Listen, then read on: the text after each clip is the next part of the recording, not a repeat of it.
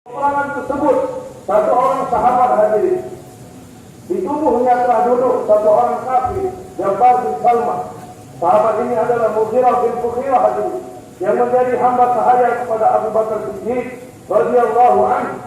Maka ketika Jabbar bin Salman di tangannya sudah ada tombak dan dia telah menombak sahabat ini, Mughirah, maka hadirin, ketika tombak telah menancap di tubuhnya, maka Mughirah telah mengatakan, "Kuntu bi Rabbil Ka'bah."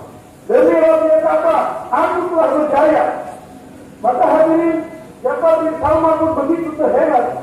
Bagaimana orang ini bisa berjaya? Bagaimana orang yang mendapatkan kemenangan? Sedangkan aku yang menombak dia. Aku adalah orang yang menang. Dan dia orang yang tertombak. Dia orang yang kalah. Tetapi bagaimana mungkin dia mengatakan dia orang yang benar? Sehingga Jabbar bin Salman telah meninggalkan jenazah tersebut sambil mengucapkan, "Demi Rabbil Ka'bah, aku telah berjaya." Dan dia pun syahid di jalan Allah Subhanahu wa taala.